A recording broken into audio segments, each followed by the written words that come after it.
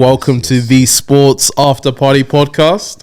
It's a hell of a day today, guys. We have a very, very special guest. Yes, we do. So today we have Nick Isiekwe. Yes. Yes, I've been waiting for that one.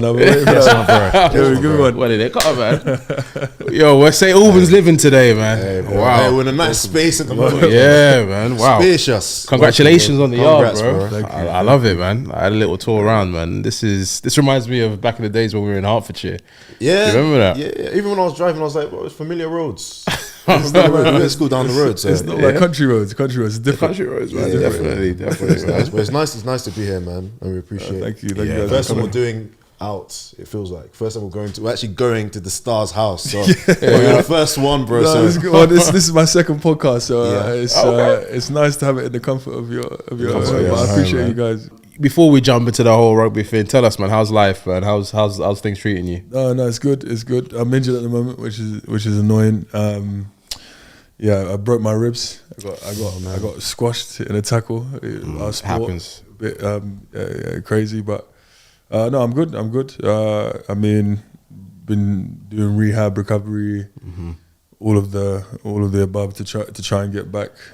This Six Nations is obviously a bit of a stretch for me, but hopefully I'll be back just in time for the first game afterwards. When did the injury happen? So it happened at the end of December. Okay. Against Bath, the bloodbath, Bath, which was that one. a difficult game. For us, we had a few people go down. That's true. Obviously, the scoreboard wasn't great, but so it happened at the end of December, and then I didn't think it was going to be too bad. Obviously, it was sore, and I was in a bit of pain, but I didn't think it was going to be too bad. Yeah. I saw the specialists and stuff, and they basically said it was bad. But yeah, now we're here. I feel better. I feel like I'm getting stronger, getting there. We're almost there, man. We're almost there. Injuries. And how do you spend your time off when you're injured? Training. So I was actually saying this today. Like when you're injured, you end up training more. You actually end up training more. So when you're fit, obviously we train 3 days of the week, and then we have the game on the weekend, so everything gears up to the game. So you have your rest days, but then when you're injured, you almost need to train more because you need to fit in upper body, lower body, rehab, treatment. So you end up being at the club a bit more than you need to be. But it's all right. Like, and then obviously. My son, I don't know if he wants to come in. Yeah, he can come in. Hey, Peaches, how you doing? Okay, he doesn't want to come in. He's shy. He's shy right now. Yeah. He's like his dad. He's a little bit shy, but but yeah, you end up training more, and then you have your schedules given to you. But it kind of gets a bit hectic when you get injured, and then every day you're doing something. Are you running? So can you run? Yeah, I can run. So when you're running, there's no pain. No, there was at the start. But I could continue doing on feet conditioning, which was good. Okay, cool. It's always good because when you have a lower limb injury, you don't run for however long, and then you're on the return to play, so you might get like 2 weeks of running. So that's when your lungs like kind of explode when you come back. But I've been running. I've been able to do that. I started 2 weeks ago doing upper body stuff, so I'm getting there slowly. Right. Okay, cool, bro. But also, you're a family man now. I feel like everyone's following your lead now. Everyone's doing it. But tell us, man. You've been a father now for 3 years. How was that changed life for you? That's been interesting. Interesting. I mean, the guy now is nearly 3, but. He's growing up every day, and you start to see different changes in his personality and the way he is and his mannerisms, picks up things, it just gives you a different kind of view on stuff, which is good. Again, it's hectic because as athletes we're always tired. Or me anyway. We're always, especially with the sport that we do. It's so demanding, but. Any bit of energy that I've got left, he takes it. So you're nearby, training ground St Albans, right? Yeah. So what time is your day starting? So St Albans traffic is terrible. Terrible because there's about 1 million schools in the vicinity. There's loads of schools. So everyone's just hustle and bustle.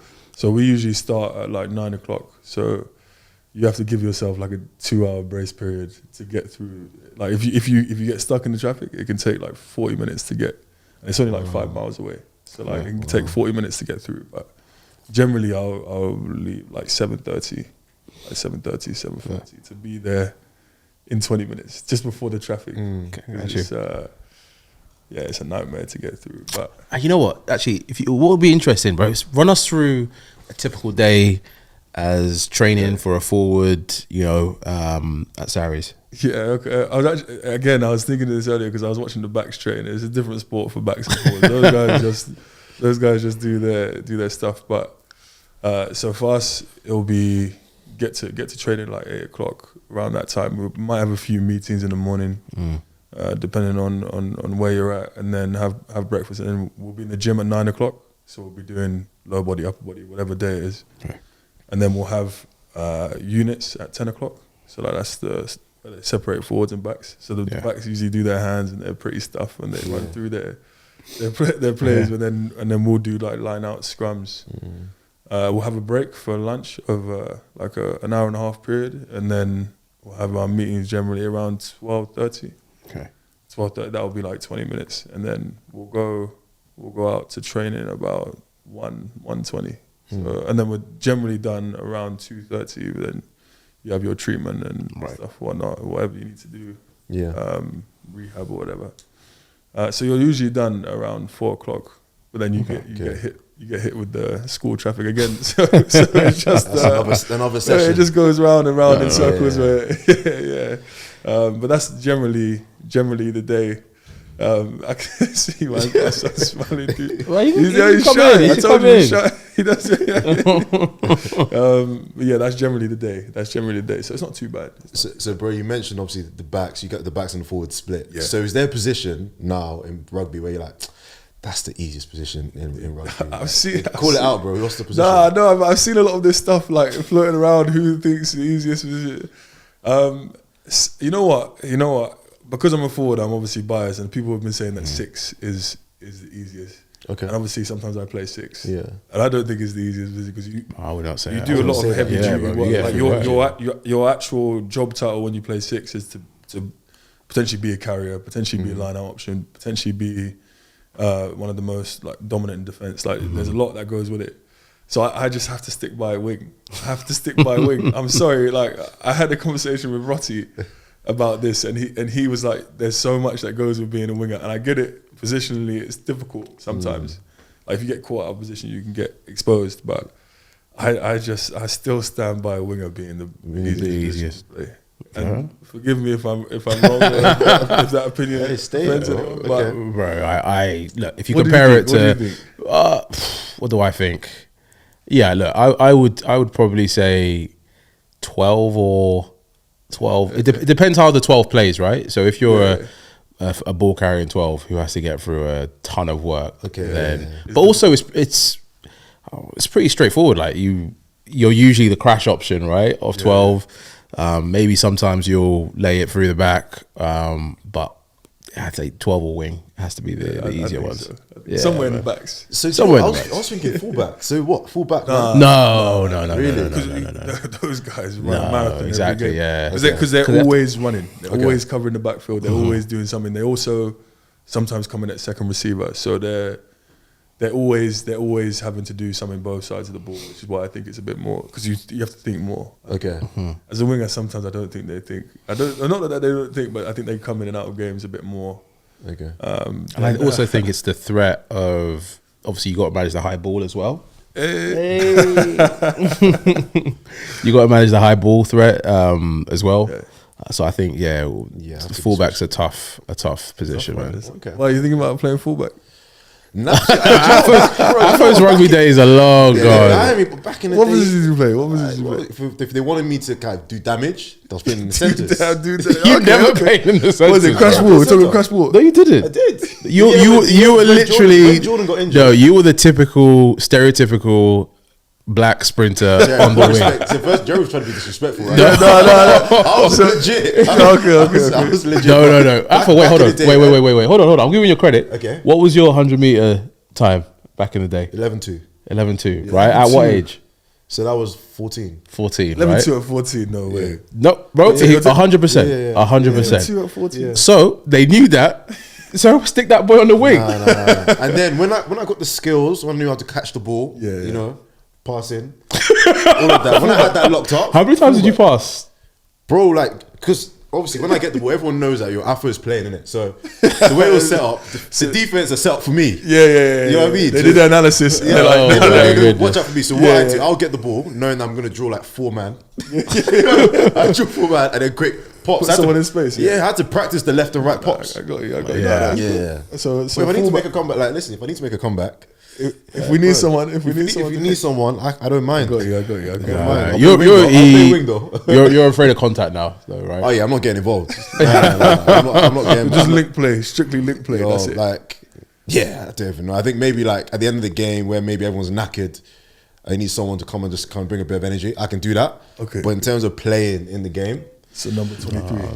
23, I don't even mind. Those days a bit, so I don't mind. Like, you guys are the guys now. Like, I'm not even in the front right now. I'm not even fronting. Bro, so Nick, bro, like, talk to us, man. Talk to us about how you. So we always like to ask our guests about their journey into becoming a professional, right? And how that happened for you, bro. Let's hear it. So it's quite normal to some degree. But I just always love sports. I always love sports. I played every sport.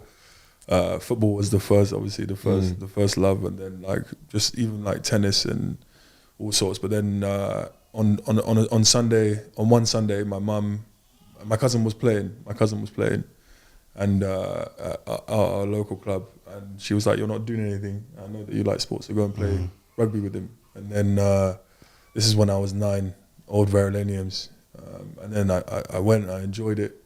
It was different, but again, it was still team sport that I enjoyed. They gave out free food as well after play. Enjoyment. So I was like, you know what, I'm gonna enjoy this every Sunday. That's perfect. But then I carried on going, and then I played in school. I played in my old school before Haileybury, and I just remember one day like thinking on the field like how am I gonna play for Saracens? Because Saracens was obviously the team that were local. They trained in St Albans. I'm from St Albans. I knew about it. Did Haileybury have like a connection with Saracens as well? Yeah, they did. They did. So at the time, B obviously went there. Matt Hankin, Nico Fraser, I think from before. So they went there on scholarships and stuff. So they approached me and said like, what grades are you gonna get? Obviously I said that I was gonna get the grades that they needed. I'm not sure I was at the time, but that's just how but that's how I operated back then. I was just like, you know what, I could do it. So I remember vividly like standing on the field thinking, how am I gonna do this? And then I got into the academy because I moved from my local club to Old Albanians. Okay. And then Saracens were around. They kind of got a gauge of I was quite big as a kid. Right. So I was going to ask that, like, so were you bigger than everyone else your side? I was age. I was a big kid. Like I remember, I was always tall for my age. Right. Okay. And I think that obviously they saw that and said, "Do you want to join our academy?" When I was 13, and I remember getting the email. My mum was going crazy. She was like, "Wow, you're gonna have a 6 weeks trial with Saracens. Wow. Obviously a big team. I think this is the time that they won their first premiership in 2011. Okay. And then ever since, I've just kind of. Sometimes I still feel like I'm on that 6 week trial, you know, because it never ended, and I was just always in the academy. And then I got a scholarship to go to Haileybury, played there, which was a bit more like when you go to those boarding schools, it's a bit more of like a professional kind of setup. Like you do sport on Tuesday, sport on Thursday, play on Saturday. So it's like kind of a progression. And then luckily enough, when I was 18, they gave me my first senior academy contract, which was it was incredible. Like I was new money. Yeah. Something like that. It was nice. But I remember that because it was bizarre, because then you become a professional. Like you become a professional like straight away. You sign your first contract and then you're employed. You've gone from obviously being in school and not obviously being in the academy and playing the age group England stuff. Like it's great and it's an honor. But then obviously you're a professional, and then Yeah, that happened when I was 17. Played that last year at school, and then I was just so basically you're like a star on campus. No, like go back. But like if you're playing pro at 17, you're still sixth form. Yeah, like bro. There's no way you weren't feeling like you're the guy. There's no way. No. I always try to refrain from that mindset. But like obviously playing some of the A-League stuff. Like the A-League stuff is what we used to have. Now it's more like Prem Cup but like playing in some of those like Monday night games. Okay. Obviously it's a big deal. It's a big deal then for a school kid to be involved. But I didn't take it like I was the guy. I didn't. But I enjoyed it, and I was like, you know what, I can do this. I feel like I can do this. One coach said to me, because again, like I was generally quite shy as a kid, and I didn't really have not confidence, but like it was more so like sometimes I couldn't believe some of the stuff that was happening, and he was just like, if you don't believe in yourself, like no one's gonna believe in you. Like you have to have that self-belief. Yeah. And I took that with me, you know, because you have to believe in yourself. 100%. And you know what? From an athlete standpoint, do you think that's something that? How did you work on that? Right, because I feel like there's a lot of athletes that, or kids coming up now that don't actually believe in themselves, but they have a coach who believes in themselves. But then obviously it has to come from within eventually. Yeah, that is like huge. That's huge. And I always think about it for my son. Is that like it's not because I don't like arrogance. I don't like it being that way. Like I've never wanted to veer towards that realm because it's not really appealing for me. But the one thing that I think is so important is to have that innate confidence that is built, because you almost build it from doing work and having a body of work that you can be appreciative of eventually when the time comes, and then you lean back on that work to gain confidence. And this is what I do when I get these injuries. Like I get myself in the lab, like you know you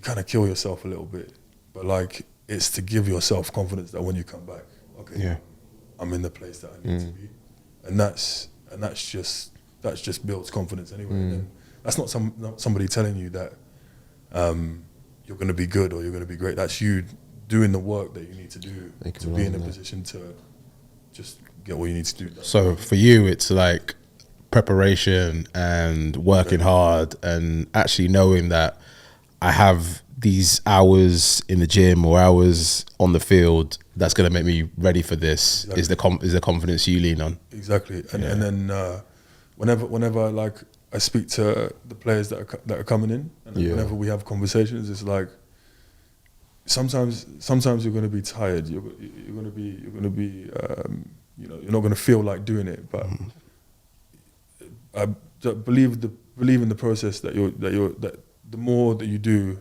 the more confidence that you'll have, the more experience that you'll gain in these little training sessions. Like repetition builds, like what's the repetition builds confidence, but it also builds like habit. It builds habits, good habits that you can just take, and then.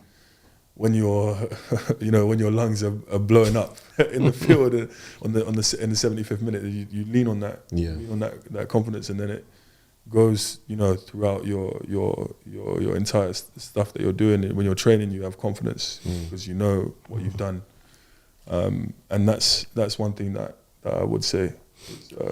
So absolutely, confidence is so important. So just kind of taking it back to the scholarship with Haileybury, and. I'm going to stay away from new bodies, but just in terms of pressure, because I guess as a 17 or I guess 15, 16 getting offered a scholarship, do you feel pressure? Did you feel pressure at that time? Maybe sometimes I'm too much of an idiot to feel pressure. Fair. And I'll just be completely honest. Yeah. Sometimes I'm maybe too much of a... It's oblivious to it. Yeah, but like, like as I said before, like you do work to reach a specific goal, and you put the hours in that you need to do, and I've kind of, because I've been at Saracens since I was 13, that's kind of just embedded into your mindset, because obviously you get told about the 4 pillars that you live by, and working hard was one of them, and that is like obviously a foundation of what we want to do. Yeah. So again, whether I felt pressure or not when I got the scholarship, I don't know, because you don't really know. Just in it. So like where I'm from and where I grew up, like it's like a council estate. It's like I went to state school, so you don't really know about the expense of going to a big school like this. Right, you know? right. I didn't know that it was £60,000 a year to go. Sorry, £30,000. It was going to be £60,000 over the 2 year. Right. I didn't really think about it that way, because you're not really taught about like private school and private sector, and you're not taught about it when you go to a state school. You're taught what you're taught. You're taught the curriculum, and then you go home, and then you go play football. And so like, if there was any pressure to be felt, I was probably oblivious. Okay. Yeah.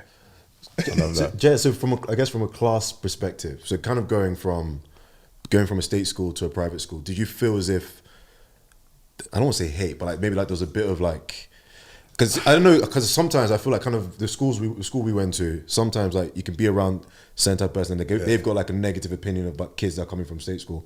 So did they show you love? Again, was it a comfortable environment? No, I think it was love. There was definitely differences, because my old school was a great school, and I enjoyed it. I enjoyed it so much because they gave, they allowed me to do what I wanted to do, play rugby. Gave me the GCSEs obviously that I needed to get into the school, but I wouldn't say it was hate. I wouldn't say it was hate. But again, I go back to rugby being obviously what I was there to do. Ultimately, like I was there to obviously be at school as well and get A levels and that stuff. But rugby was why I was ultimately given the scholarship. So I just wanted to excel at rugby. Sure. And then if I got respect from these people, I got respect from these people. It was just like, I'm going to do what I'm here to do. Like if you look a certain way at me because I came from the situation that I came from, that's on you. Right. That's on you. You guys obviously, like you're here because you want to do the same thing. Everyone wants to go to school and stuff. But like, I'm here to play rugby, obviously, do the school stuff as well. I have to do the school stuff. Everyone, you go to school, you got to do. I hear it. But I think I also took confidence from the fact that I'm going to do everything I can for you guys. I do. As much as I say I was an idiot and I was blasé, I do understand the situation to a certain degree. But I think that they embrace that because the people that I still have contact with them today are some of my best friends. Yeah. And I think what I respected about them the most is that they were working hard to do the academics and get the best grades that they possibly could. Not saying that I wasn't, but did you have to maintain a grade? No, I did. For the scholarship, did you have to maintain? No, I had to get some baseline stuff. Okay. Which I did. I did get some baseline stuff, but no, I respected the fact that they were working double hard to try and get grades, and that is a beautiful thing in itself. Is that like, everyone comes from different situations, but you're still putting in the work to get a goal that you want to get, Sure. But yeah, I go back to your point on hate. I don't think it was hate. There was never hate, because when you do a skill and you work hard at it to try and perfect your craft, is sometimes quite a good thing. People must have admired you as well, like, right? I hope so. But it was more respect, because I didn't want that to. I never really want that to have an effect. I never really want that to be a thing, because everybody's out here trying to work hard and get somewhere. Sure. So how do you make sure that your son's going to be, have that same work ethic that you had. Yeah, Because where he's going up, it's a little bit different. No, I don't know. I'm not sure, but no, I think he's good. You know, his mum's great at taking him to football and doing the stuff that he needs to do. But it's interesting that you say that. I don't know. Yeah. I don't know. No, But, you know what I mean? Because like, it's obviously, I don't know why boxing just came to mind, right? But you think about like boxers, and they usually come from like a certain background, right? Yeah. Where they've got to like, for them, it's like do or die. Now, I'm not saying that's what you came from, but what I'm saying is like, he's gonna have it relatively easier than like you had it. And it's like, I think about that as well. Like, how do you make sure that your kids grow up with like a certain hunger to succeed, right? And they don't just take everything for granted, because is an interesting topic. Yeah. It's an interesting topic because you know, a lot of what I thought about, and a lot of what I had when I was coming up, is that like I wanted to obviously be in a better position, because everyone wants to be in a better position, especially when it's not like my mum and dad were great when we were growing up.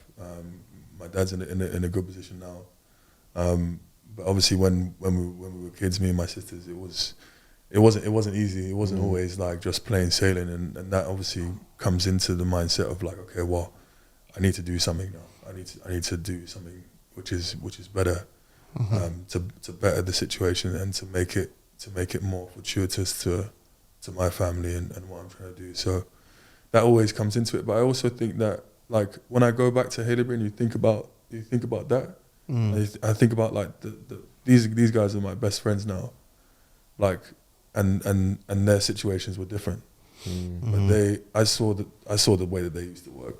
I saw the way that they used to try and get the grades, even though they may not have needed the grades. Like, and I hope they won't mind me saying this, because it is an admirable thing to do. Like when you potentially got a better financial situation, but you're still killing yourself to work hard and get grades to give yourself a great future. It can be done, and I mean, we go back to my son. Hopefully he's competitive, because that competitive spirit is important. It's important. But it's interesting. Yeah, no, it is, because again, it's like the question of, I know sometimes with professional athletes, they don't necessarily obsessed with the sport, but they just kind of fell into it and they make money from it. So for you, do you feel as if you've always loved rugby? Rugby is what your biggest passion, or you just were very good at it? There was an opportunity to make money. He's a football man. I can tell. He's a man. football man. Right now we've got football in the background. West Ham currently 1-0 up against Leicester. There you go. But no, to be fair, I was football. I still am football man. Obviously, Chelsea being my team, bit inconsistent. We got a good win the other day against Southampton, but Southampton, bro. Yeah, well, I mean, I'm not gonna say anything too controversial. I can't talk from a United fan. Yeah. You know what I mean? But no, like it's I suppose I fell into it. I fell into it a little bit, but then I loved it, man. I enjoy it. I'm again innately just competitive. I just enjoy winning, and like your brother will tell you when we win how I celebrate, how I enjoy. I said how I enjoy, how I enjoy the successes. But I would say like I obsess about being in a position to win, because the whole time I've played, I've been around winners. Yeah, I've been around guys that just want to win, and that's infectious, and it's just been since I was 18 years old until now. So like everything that I try and do is just around trying to help teams. And bro, tell me, like, for example, obviously you said that you grew up in, you know, that famous Saracens team, but like from a Saracens perspective, but it also outside of rugby as well, who were like athletes, or not even athletes, but people that you looked up to? Didier really? Drogba. Didier Drogba. I remember my dad, when I think I was 8 or something, my dad took me to my first Chelsea game, and it was obviously at Stamford Bridge. It was Fenerbahce in the Champions League in the group stage. We didn't have tickets. So my dad brought me to Stamford Bridge. Didn't have tickets. So I remember he told me to stand by a lamppost and wait for me for 5 minutes. He went and ran, tried to find a tout. I was like, I was crying. I was like, this is crazy. Like, wait, so you pulled up with no tickets? Yeah, but it's just the thing that my dad would just do. I don't know. He just thought, I've got. Someone might just bless you. Yeah, I know. But VIP tickets for you. We've actually got hospitality. Do you guys want some hospitality? No, but it wasn't like that. But basically, he ran off. Like, didn't run off. He was like in the vicinity. He could still see me, and luckily he found a tout. I'm sure he paid like £500 for those tickets, but it was for my birthday, and it was a big thing, and I was like, this is incredible. But we managed to get inside somehow, by God's grace. And so yeah, we went in and we sat in the shed end. So it was rowdy. It was rowdy as anything. And I just remember seeing Didier. He scored it. I think it was 1-0 that day, and. Yeah, he did the celebration. Did the Drogba celebration. I know. And are you Arsenal? I'm Arsenal. So you have some nightmares about that celebration. But you know what's crazy about Didier? I feel like even although he messed up a lot of teams, right? Like for example, Arsenal in particular. But but everyone has like an admiration for him. Yeah, I don't actually know any player any fan that hates him. You know what I think it was with him is he was like a big game player. Like the thing that annoys me is that I always get into arguments about Thierry Henry and Didier Drogba, and I get it. I understand that Thierry. I think Thierry is one of the greats. No. Watch yourself. I don't want to get into this debate now. I don't want to get into this debate now. But I think Thierry Henry is one of the greats. Yeah, like arguably one of the greatest. But the thing that I have with Didier is that like every time we needed him to do something at some point. He did it in every competition. Like that Champions League penalty. Yeah. Like what was supposed to be his last kick in 2012. But obviously he came back. I don't know why he came back. But like every time we needed the guy to also the header in the Champions League as well. Oh yeah, right? of course. Sorry, of course. Yeah. Like there were two clutch moments in that game. Like, but every single time we needed to lean on him or to do something in a big game. Mr. Wembley. He did it. And he's like, just because of childhood memories, I think he's like the guy that just stands.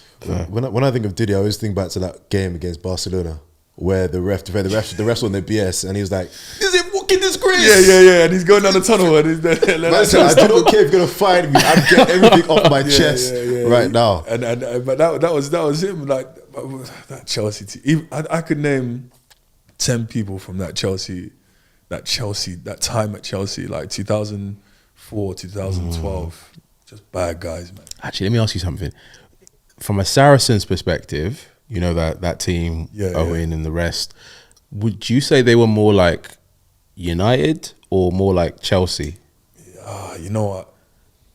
United. Okay. Because of that class of 98. Is it yeah. True. Because of those guys, like that group of obviously guys like Faz, Jamie, Jackson, George, Will Fraser, like those guys that came through together, they were kind of like a cornerstone, obviously, of the success from 2014 or even 2012. I think that some of them were involved in 2012 through to like 2020, even 2023. So I'd say it's definitely more like United. Yeah. But that Chelsea team though, I don't know if I can liken it to any team in rugby. But like the JTs, you know, like Didier, Lampard, like SCN. Yeah. Like that team was. You know what I love about that era of football? I feel like they were all. When I look back at them, I'm like they were all men. Yeah. like today, you look at the footballers and they just look young. They don't look fully developed. I know what you mean. But like they were like all like leaders, all serious and ruggedness about them. Yeah, they were a big team as well, like physically big as well, which I don't think we really see in the league today. No, I don't think so. It's weird when you pull like that because again, obviously they're similar ages. Yeah, it's almost as if like they've been in the trenches for a minute. Like the players like back then literally been in the trenches for a minute. When Drogba signed for us, he was like 24, 25. Yeah. So he was like, it wasn't like we were going out and seeing, like trying to get like 18, 19-year-olds, which is what I feel like we're trying to do now. But like, he signed when he was like mid-20s. So like, he was already pretty grown. And then some of the leagues that we were getting players from, they were different. It was physical. And you had to be like in your man. Quote unquote, like quicker. Yeah. Whereas now it's more, I feel like it's more technical, it's more slight. You know? True. That's one thing that I would say about football now, is that maybe if you're a little bit heavier, a little bit more physical, maybe, I don't know if you get away with it as much. You know? I don't know. I don't know, because I look at Haaland, and obviously let's just take it back to like last season. He was relatively a physical up top kind of striker, right? And he was obviously dominating the league. But he's like a rare. We don't really have any. Exactly. It's like a differentiator for him. It's weird because he's like an anomaly. But I think with Haaland's interesting because he gets challenged now for not being a total striker and kind of just being a finisher. Doesn't do enough in terms of build-up play. Like sometimes you can see when the ball comes to him, it doesn't really stick to him. But at the same time, like Roy Keane now. Your job is to score goals. So can you really complain? Like, you need like Arsenal not to go out to Arsenal. But again, we're struggling to score goals at the moment. So Haaland is on the other side. He does his job. He scores goals. But you know who obviously everyone's trying to get for 200 million at the moment is Isak. And he's obviously like a bigger striker, but he's good with his feet technically. Yeah, it's different level. It's like incredible. And then it goes back to my point of like, I feel like that technical, that's probably why they're not as physically like developed maybe as they were back in that era because of that. But again, I feel like Chelsea just need a little bit of that old dog back. It's tough, man, because obviously different eras of football as well. Like I think at Man United, and I'm like, bro, I want a Roy Keane back. I want a Ruben Nistelrooy. I want Wayne Rooney and all these players, Gary Neville, if you will.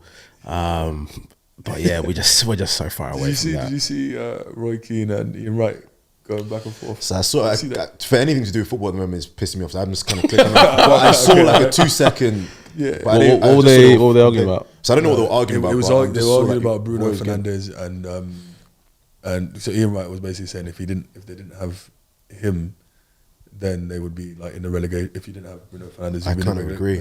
Facts. But then Roy Keane was like saying something about like, yeah, but he doesn't give like, as in like he's not like saying come with me and giving a bit of grunt basically. And obviously Roy Keane was all about the grunt work. Yeah. So I think he's trying to say like from that perspective, like, and he was saying something about like pretending to press and pretending to do this. Right. I think two things can be right at the same time. So I agree that if we didn't have Bruno, we probably would be in a relegation battle right now. Beautiful, bro. But then also, is he the player that should be leading that team? No, in my opinion. Is he someone that I would want to follow into battle? No. But anyway, bruv, let's leave United alone, man. We get into a little rant. But yeah. But bro, just quickly, like, just one last bit on the family thing. Talk to me about your mum and your dad and like the influences they had, and obviously growing up with your sisters. Influence they've had on you growing up. No, they've been great. But I think the overriding thing was that like there was never any pressure to do anything. Never really put me under pressure to go out and to perform. Like, and also it helped that my dad didn't really know what rugby was until he came to Twickenham in 2018 for the final. Obviously, my dad being Nigerian, football was everything. Everything for him. But no, my mum was always supportive. But what she always did was like, I remember coming home from school one day on a Monday, and academy training would be on Monday night, and just being so tired. Like I was like, damn, I can't go to training today. Like I remember her like crying and being like, nah, you have to go because this is an opportunity that they're giving you. You can't just say that you're tired, and you can't just not go. And I remember that stuck with me, and I was like, all right, I'll get my kit on, and that was it. I went. It's like stuff like that's so powerful because it wasn't pressure for me to perform. It was like pressure for me to go and try and try and do it and just go through being tired from school, because that's a rubbish excuse. You can't just not go because you're tired from school. You know, you're a kid. You got energy for days.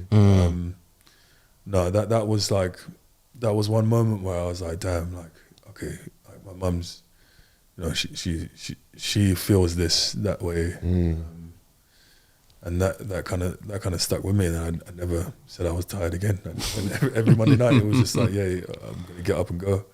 And then my sisters have always been supportive. They've always they've enjoyed it. They've been to the games.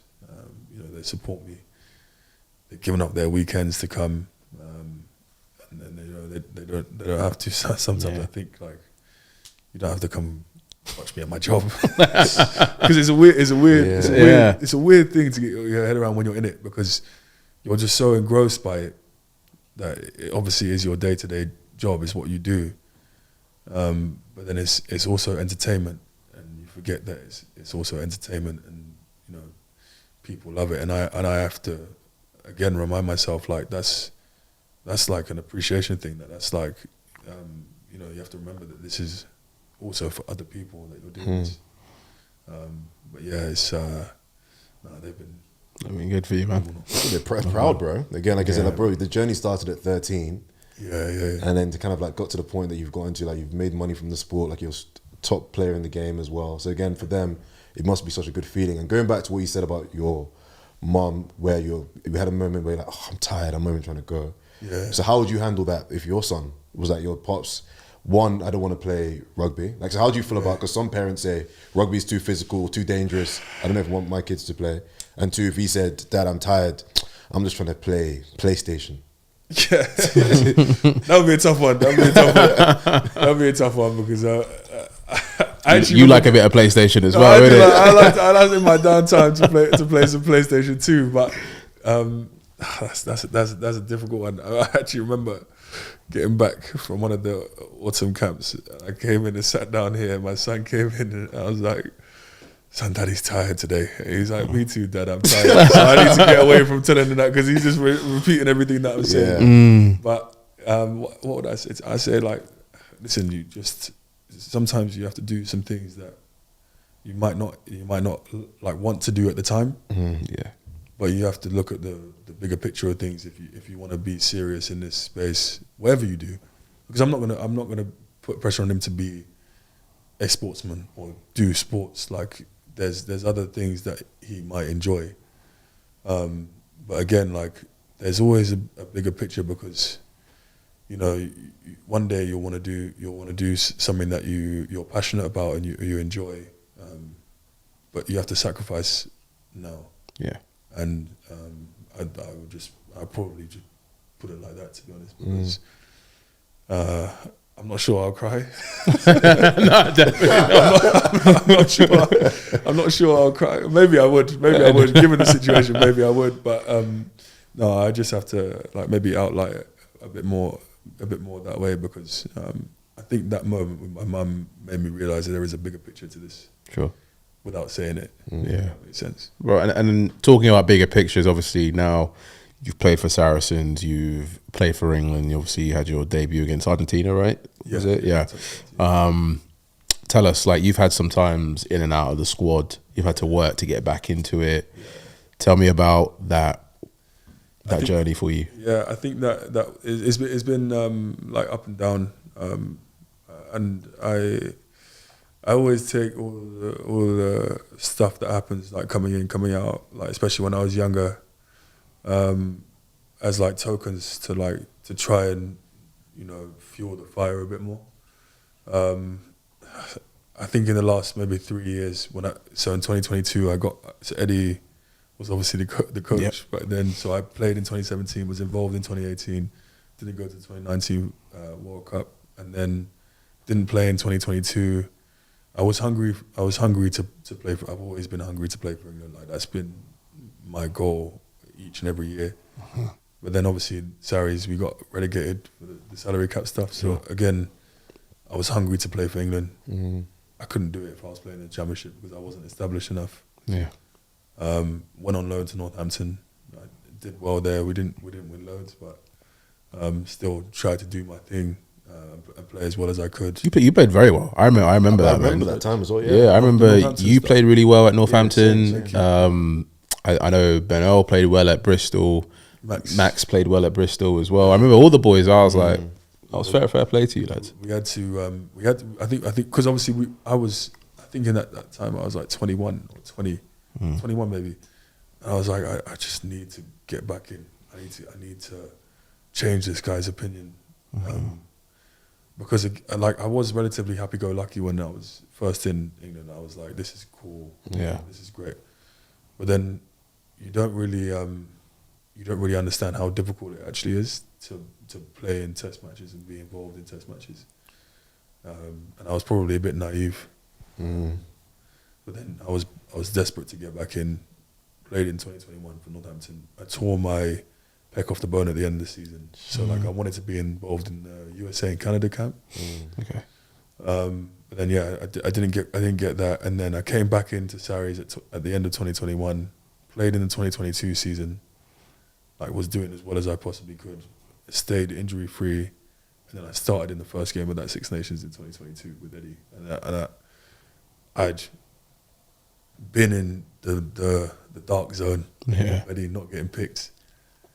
And then I came back in and I was like, okay, right, my attitude and everything that I do needs to just be completely revamped, and I just need to understand that test match rugby is different to playing okay in the Premiership. It's not the same thing. So I need to get to that level. And then I trained as hard as I could, spoke to Eddie, what do I need to do? What do you need to see? And then in that 2-week period, he was like, okay, well, everything that I've said to do, thereabouts done. Yeah. And then he gave me the start against Scotland, and then I started again. I got dropped to the bench for the Wales game, and then started the last game against France, where they won the Grand Slam. Yeah. But, that was kind of like a bit of a roller coaster. And then 2022, the rest of the season, I played okay. I'd given everything I could to that Six Nations. I was just wired. That's when we lost the final to Leicester. Yeah. Didn't play very well in that game. It was a bit of an annoying game because it was probably one of the most boring games to watch as a spectator. But to play in it was quite boring. But yeah, I didn't play well enough. I'll be honest, and I was honest then. But I managed to go on tour in 2022. And then Eddie sat me down. We had a good relationship at this point. And he was like, mate, you played shit in the final, but I trust you. Yeah, no, but that's what he said. Wow. But he's like, you're here because I trust you, because of the body of work I put in the Six Nations. Yeah. He's like, I'm still going to pick you for the tour. I said, thank you, I understand. I know that I didn't play very badly. I'll be the first one to admit that if I have a bad game or whatever. And then went on tour, brilliant Australia. I played in the last test. We won the test series, which was great. But then I came back, and basically 2 weeks later, I was told that I'd have to have open heart surgery, which was crazy. So I basically went from playing in a test match in 2022 to being told 2 weeks later I can't exercise or can't do a deadlift because my heart's there's an issue. So again, it was weird because it's there's been these ups and downs of bad times, things have happened at really bad times, and the timing has been terrible. But bro, let's pause there for a second and talk about that. Well, let's talk firstly. I was gonna say I want to go somewhere else first. Let's go on that, because that's a big one, and then we'll come back for that. Let's go to that, bro. Because obviously open heart surgery, bro. You must what was going through your head at that time? It was spinning. Yeah, because it was more so because there were a few things. Obviously, we were about to have a child as well. That was happening, and then to be told that there were a few consultations where it was you're not going to be able to play again, and it was okay, well, hold on a second. Hold on a second. Just give me 1 minute. Give me a moment. House. What do you mean? I'm trying to put a roof over my head. Give me a second. But why are you going fast? Why are you going fast? Just hold on. But they they said that, and I was like, no. And then thankfully the specialist with aortas, because basically my aorta was dilated. Okay. Which means it was like too big in diameter. Sorry, this guy just said okay, like he knows what that I'm means. listening. No, I was going to explain. Do you understand? Do you understand? I'm understanding. Keep going. So it was dilated, so it was too big. And what the conventional surgery for that is to have a root replacement, a mechanical valve. They put in. I don't know whether it's like genuinely a mechanical valve, like as in you have a metal valve, or whether they put in a donor valve. But with that, the reason why you can't play again is because you have to be on blood thinners. Okay. And you can't play contact sport when you have to be on blood thinners for the rest of your life. So basically, I got referred to. Thankfully, the surgeon, the specialist that I spoke to, knew of this like revolutionary surgery that was going on. And she referred me to, his name is Dr. Conor Austin, and he basically, this surgery was created 20 years ago from a guy. It's quite a bizarre story, but a guy basically was a mechanic, but he had the same problem, but he didn't want to have the replacement. But he was like, well, I've got a garden hose which has got a bulge, like it's got like a bit of dilation in it. I'm just gonna wrap it in duct tape and bring it back to normal size. That's generally how he came up with this. Wow. So he was like, well, if you're telling me that my aorta is dilated, why can't the same mechanics apply? So basically he made this like synthetic mesh that goes around the outside of your aorta, which reinforces it, but also can take it to normal diameters, which is insane. Wow! So basically, this guy was practicing and doing this surgery. He'd done it for 10 years, and I went for a consultation with him, and he was like, "Yeah, we can get you back in 4 months if I do this, and you'll be the first. You'll be a guinea pig, but you'll be the first to do it." So how do they find something? So like you said, there was an issue with your heart. Yeah. Are they constantly checking you on your heart for them to find that, or did something happen where we have cry screenings every 2 years? Okay. So they check your heart for any abnormalities every 2 years when you're in any sport, I think now. Wow. And it just so happened like after COVID that I couldn't get my fitness back. I was like, I'm dying. I didn't have any symptoms, but because of the long COVID, they did a further investigation of my heart, and then they found the fact that it was dilated in an ultrasound, literally at the club, like in St Albans. And then it just started on this journey of like, we're gonna have to check it every 6 months. And then so I think that happened in like August of 2021. I did an MRI maybe in like June before the tour. And then the MRI was like, okay, right, well, this is bigger than we thought. So then we decided to have the surgery as soon as possible because I wanted to play in the World Cup in 2023. I remember I sat down with Eddie in November, and we spoke about like we had a plan of progression to obviously get to the World Cup, and then he obviously got let go. Tough times. But then like I was just like kind of like scrapping to feel better, because I probably didn't feel better until maybe 4 games before the final that year, and I'd played in the Six Nations in 2023. So like I was just trying as hard as I could to get back to being as fit as I possibly could. Obviously didn't make the World Cup squad. I probably peaked too late, or like got to being back to optimal a bit too late. Right.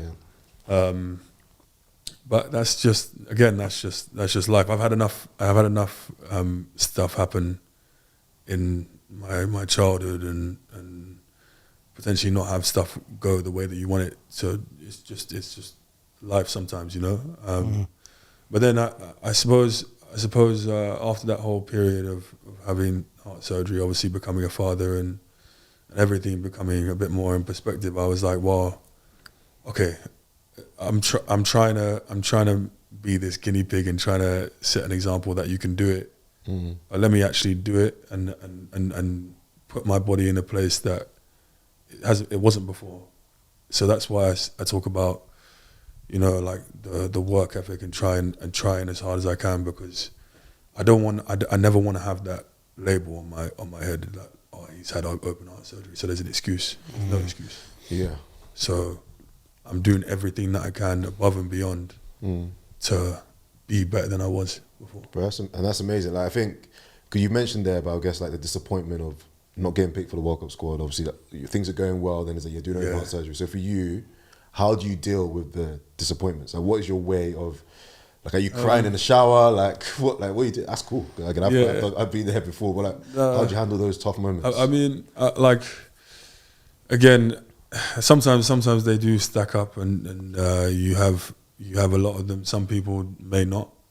Some people may not have as many disappointments, but I do also think that you know, like life is what you make of it, regardless. Like you can either you know, enjoy the good moments. Like I said, I enjoy winning and winning stuff. But with those bad moments, it's just a way in which you can build resilience. It's a way in which you can like build that mental fortitude. And I didn't have like loads of that when I started out. I'll be honest. I took a lot of stuff personally as a young player, and that was just the way it is. And I think that those setbacks and those disappointments have put me in a place to be like, okay, well, I just need to be better. Like, it doesn't really matter. Like, sport is always out of your hands because somebody else, unless you're the coach, someone else is picking what's going to happen to you. Like, someone else is picking the team. Like, you're not going to go into a coach's meeting and say, I want to pick myself. So the only way that you can do that is by again putting in the body of work. And I've had a lot of conversations with different people and different coaches about what I can do, you know, what you can do. And I think in this summer just gone, like I wasn't fed up, but I was like, okay, right, well, you know, I'm just gonna kill myself. I'm just gonna put in whatever it takes, no matter how many hours. Like, all of this time I'm just gonna use, and I'm not gonna look at the sports science where you should rest. I'll just be under fatigue and I'll just continue. And, I did that. I felt like the start of the year was good for us. I felt like we were, you know, on a good trajectory. I still feel like we're on a like, we've had a break now for the Six Nations. But, I wouldn't say that I feel hard done by, but it was just annoying that I got injured at the time, because it happens. Injuries are just a part of it. But I took it as like, okay, well, I'm going to go back to what I did in the summer. I'm going to try to whatever capacity I can do to put in the same body of work in this period of time, and then when I come back, again, it goes back to confidence. I'll just continue, and then. I love that, bro. You got the right mentality for this stuff, man. But then also, bro, we've been talking in the background about a few topics that I know that you're pretty keen on, and you were like, we have to touch on Luka. Okay. The trade.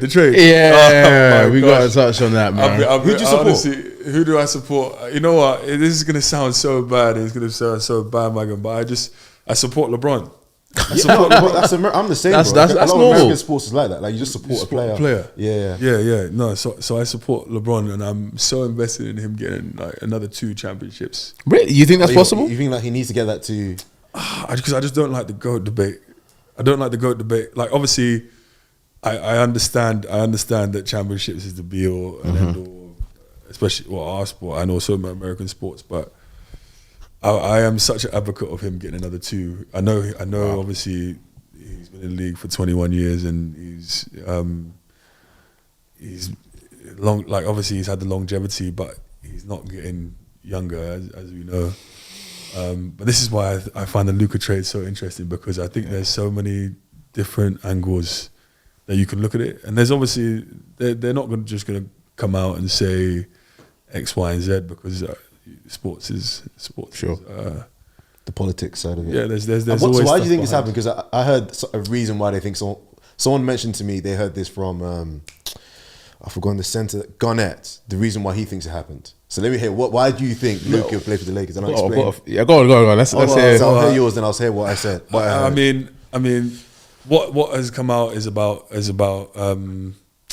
his appetite for work and his physical state, which I don't necessarily. I don't know if I agree with. I don't know if I agree with that because of the way that he was performing. Like if it was hindering his performance and he was inconsistent, then I'd be like, okay, well, the evidence is there that he's been inconsistent, but he hasn't been inconsistent. So as a professional sportsman now, do you think it's a problem for your star player to be showing signs of, and again, I don't know, I'm not in the locker room, but showing signs of, like there's rumours now that came out today about him smoking hookah all the time, him drinking all the time. Do you think it's a problem if your star player is doing that and everyone else who knows he's doing that? That's an interesting thing. It's difficult because, like, I suppose again it comes back to what your team culture is like. It's like if your team culture is different, then yes, like it's not an issue. But then if your team culture is again like a different type of vibe, then obviously it can be seen as bad. The thing is, like, bro, if you look at, I'm trying to think of footballers. Like, I thought of Hazard, like when he was at Chelsea. Yeah. From everybody, like John Obi on his podcast, he always talks about how he never lived the life of a footballer, right? Yeah. But he was still the best player on the pitch. What do you mean life of? What do you mean? Like, you know, he liked to drink beer. Yes, apparently wasn't like the best traditional. No, not even the best. Like the guy would just walk around in training, apparently, yeah. and then not tie his shoelaces. Not exactly. Okay. And then you've got, for example, Dimitar Berbatov, when he was at Tottenham and banging in goals, the guy was smoking cigarettes. Yeah. But is it again? So that's another challenge as well. Like, is it wrong for professional athletes to be? I remember a couple of years ago when Zidane did it, was caught doing it, and it became like a massive thing of like, wait, this professional athlete that's one of the best in the world is smoking, but he's human as well. Like, as long as you're playing, is there a problem to be smoking cigarettes? So I think that's what Nick was saying. I mean, it doesn't really matter in terms of like it's difficult because they can them and as an organization can see that as bad. They can see that as like maybe detrimental, and that's their opinion. But the only thing that we see as fans is the evidence of what he's doing. And I get that he wasn't healthy for a period of time. I think he had a calf problem or something before the trade.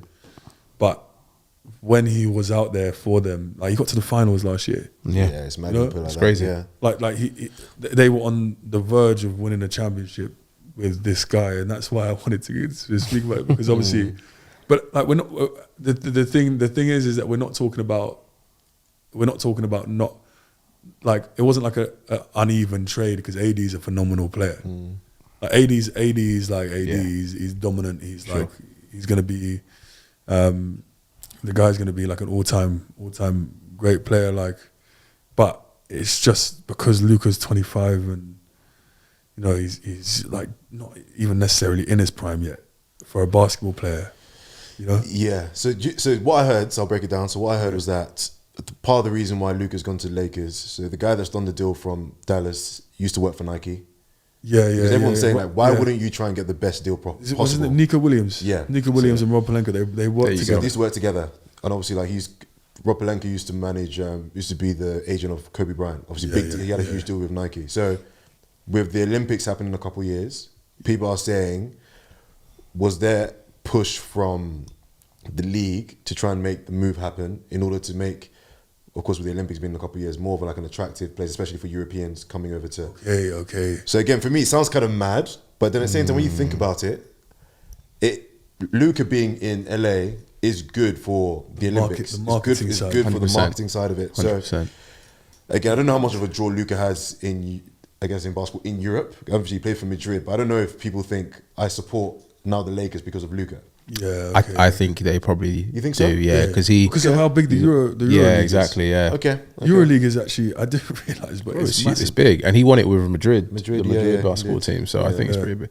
But look, I want to hear the theory that you talked about the owner, bro. I missed this one. Okay, let me hear this. I don't know. This one's like it was like an Instagram reel. It was like an Instagram reel theory, but like anyway, it was something to do with the owner. Basically, I heard that she was in casinos, so she owns casinos. She owns a casino in Vegas, and supposedly she tried to get a casino put in the next to the stadium in Dallas.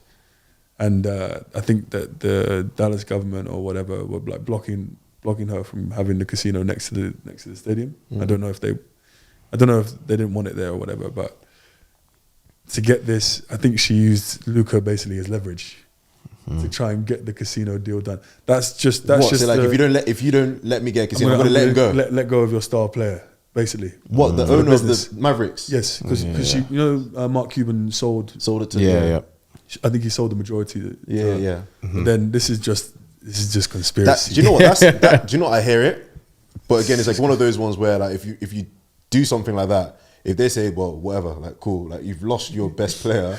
I know, but then The concept is mad though. I hear it. Yeah, but then also like you have to think about owning an NBA franchise as a like the revenue that they create, regardless. I think is Whether like, he's there or not. astronomical. Like I think it's just because people just innately from Dallas will always want to go to the games. It's always broadcasted. There's always these big lucrative TV deals that are going to be in place because of the big markets anyway. Yeah. And the revenue share between all of the It's massive. It's massive. So talking about commercially, so again, this might not be a thing, but like commercially, if you're talking about basketball, NBA is consistently, even though it's declining at the moment, but like NFL, for example, is like it just keeps growing. Yeah. So in terms of rugby, because it almost feels as if like club rugby, sometimes it can be a bit static in terms of like growth. Yeah. So for you, how do you think club rugby can grow in I guess England and Europe as a whole? Well, I think it goes back to the fact that I support LeBron. Okay. You know? Okay, like stars. I support LeBron, even though I'm not affiliated with a team in America because I'm not from there. So I can't be like, I know I support Chelsea, but my dad supported Chelsea, so it's a bit different. But like I think that's one thing that maybe has to change because again, even in NFL, like they wear helmets, but people know what they look like, who they are, what team they play for. Yeah. Like it's big news for an individual superstar player to be known and to be heralded as a superstar. And I think maybe that's American culture. Maybe that's American culture in the way that they put these athletes. But I think potentially we could go down that route and maybe have like maybe superstars that people just follow and support. I think that's something that maybe needs to be pushed and maybe I don't know, maybe like glamorize it a little bit more, make it a bit more of a spectacle. Bro, because I completely agree with you, but there's two things that come to mind. Firstly, that's like the most anti-rugby thing in the world. Like it's always like traditional. It's always about team and no one sticking their head above the parapet. But I agree. Like you need stars to build sports, right? And America is a perfect example of it. Yeah. But then there's another thing that you said about glamorizing the sport, and I always think this like over the past couple of years, maybe 5 years actually, in rugby we've been really afraid of celebrating like the physical contact element of it. And if you think of what's the biggest sport that's grown in the last 5 years, it's the UFC. Right? UFC, yeah. And they embrace the physicalness, they embrace the fighting aspect of it. And I feel like in the UK or in wherever, we're almost trying to downplay, and just be so focused on safety. Like rugby's not for everyone, and that's okay. But the people that it is for, let's embrace it. One of the fastest growing sports at the moment in terms of like new sports is I don't even know what you call it, but do you know when they slap one another? Have you seen it where like this? I'm not for that. I'm not. Well, they hold on to the thing and they have to slap. So for me, what I find crazy about it goes back to the whole thing of, I guess, the physical aspect of it, and the reason why it's so popular is because of like the aggression side of it. Where for me, it's ludicrous, it's mad. The concept of it is mad, but there's people that are clicking and watching, and that sport is growing. But I also think it's like Jeopardy. Yeah, it's Jeopardy. The thing that is so. I think sometimes in NFL, when you see the big highlights and the big plays, it's like somebody getting smashed, or somebody maybe like. I don't necessarily agree with it, but then when they highlight injuries and stuff, it's like it brings back the Jeopardy element of things. And then like, I think a lot of what is going on now is like to take away the Jeopardy, take away the fact that it can be dangerous, which isn't what our sport is. Our sport is violent. Our sport is aggressive. Our sport's physical. And it's not an easy sport to play. It's not like. But I think that maybe we have to get our head around the fact that it just can't be safer than it is. It just can't. We just can't make it safer than it is, because the whole point of rugby is like it's an invasion sport that's contact. So you can physically stop somebody from. You have to physically stop someone from getting somewhere. You have to do that. So what's the biggest collision that you've been in? So where like probably this one with my ribs. Okay, so it tells where you felt. You're like, I mean, I basically just got sandwiched by two blokes trying to hit me as hard as they could. Right. Yeah. Like that was it. And then my rib cage just like something had to give. Yeah. And it was my rib cage, and it was like the cartilage around my sternum. So like, wow. Do you remember who the Bath players were? I remember them. I'm not going to name names. You're not going to give them the credit. They're stapled in my mind. See you soon. To be continued and all that. No, I love that. Like that was huge. But then playing against like the South African blokes who are just big human beings, strong, big human beings. Like I remember trying to tackle Dwayne Vermeulen. And it was like concrete. It was just like hitting a concrete beam. Like, oh, that's great. It's not, I'm sure it's not safe. Like, but there's some collisions. But when you're in it, and when you're in it, like you have adrenaline, and you have like, your body is just I don't know. Like you feel it afterwards. The day afterwards, you feel like you've been in a car crash. But were you always like that? So I think back to. So when you were like 17, 18, we were playing with the first team for the first time. Yeah, no. So did you ever have that fair aspect? Yeah, I mean, I'm not always. Nah, you definitely learn it. You definitely learn it. Like, okay. You learn to maybe grow into your body, but then grow into your mindset as well around the game. Okay. Because like when you're younger, when you're in the young academy, like. The game, it's not easy, but it's not as difficult, because it's not like sometimes it's not everyone giving 100% of everything all the time. But in these collisions, when you get into the men's game and when you get into like adults, like everything, sometimes in the big games especially, everyone's giving everything, and in a test match there's less skill error. Right. So like, is everybody giving everything all the time into every collision, and you have to do that over and over again. And if you think a different way, or you're not going to give 100%, you're just going to, and that happened to me a lot. Like when I was coming through, and I was told by the players straight away, the big players that we had, that if it wasn't good enough or whatever. But no, you definitely learn it, and then when you experience it more and more, you get used to it. Yeah, more and more, I suppose. Have you got any more questions? Well, I've got one more that I was going to ask you, bro. And it was literally just, how's modelling life going, bro? Tommy Hilfiger, modelling life. How's that going? It's good, bro. It's good. It's different. But we're trying to glamorize the sport. Why not, man? We need more of it. No, we're trying. But that that was a great experience, and I'll continue to do whatever I can in that space. You know, you get any banter from the boys? Of course. Yeah. Of course. But like this is where it's like, you know, like it's obviously. I just think it's good for the sport. I think it's good for obviously myself being in that space. But I enjoy it. But then the feedback that you get from the guys is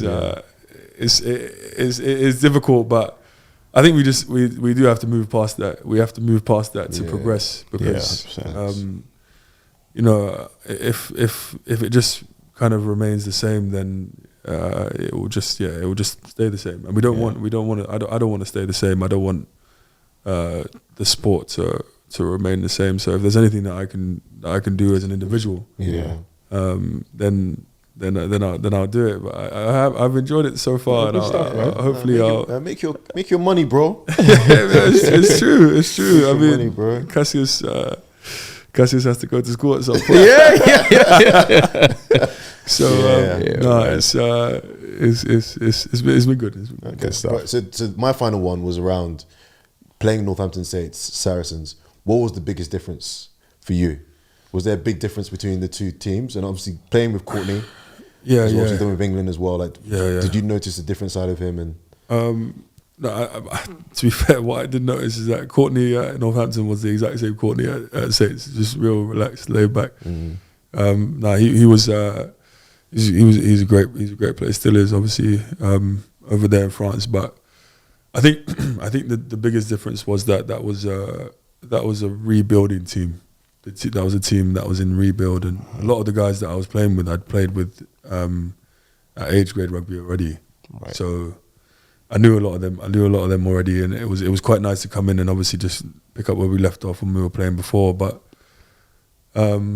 it was difficult at times, because I'd been around you know, like big personalities. I was just used to demanding excellence all the time with these guys that I was playing with at Sarries. Obviously the 2019 team, like I'm pretty sure in that Leinster final we had 22 internationals in the 23, and then obviously Jackson.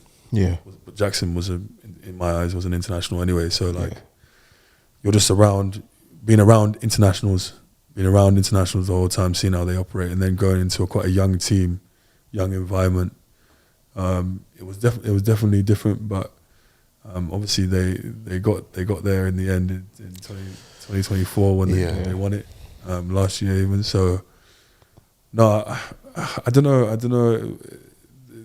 There's always differences in environments. There's always differences between two organizations. Like not one organization in the world is the same, and that's what is the beauty of everything, is that everything is different to some degree.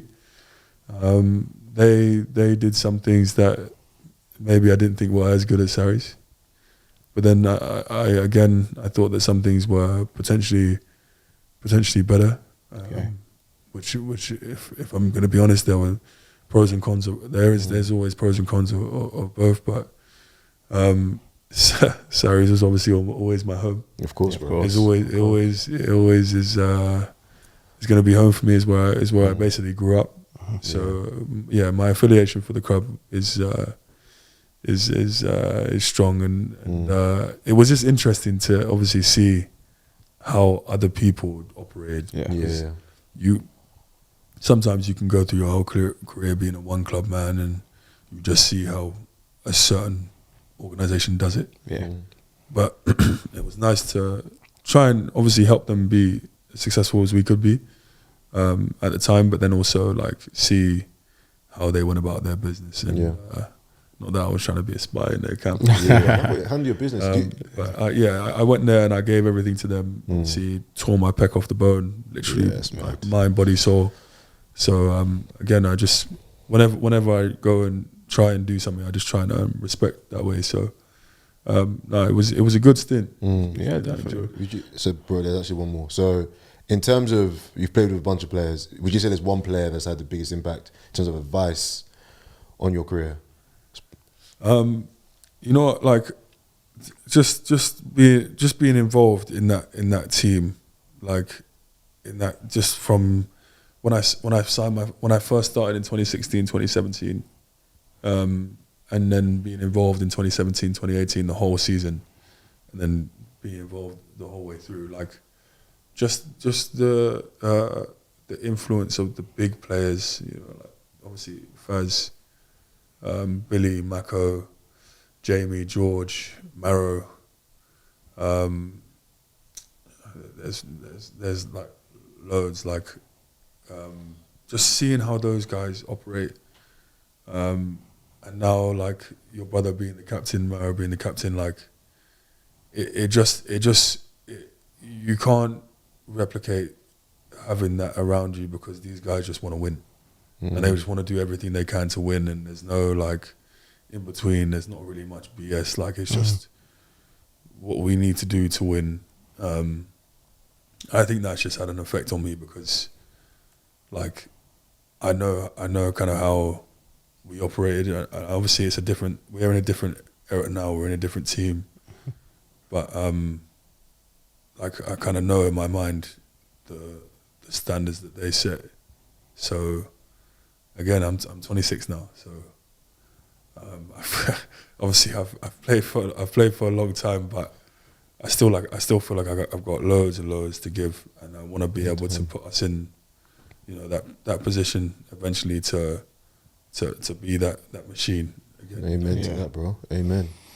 Yo, Nick, bro, thank you so much for the time, man. Honestly, it's been good having this conversation with you, bro. Hopefully you can do it again, man. I appreciate you guys coming. Enjoy the pod? This is sick. No, I loved it. Yeah, it's This is fun, man. We'll do it again, man. We'll do it again. I'm enjoying this. Nick, come on, bro. Thank you, bro. Appreciate you, bro. Thank you. Appreciate This has been sick, man. I've enjoyed it. So, so we're signing off. Signing off, my bro. peoples, like, comment, subscribe. That's the Sports Afterparty podcast. Welcome to the party. I'm a different type of rock star. I got class and I got Henny overflowing up my shot glass. And yeah, I know I'm not a keeper, but can you be my mama's seater by the time I'm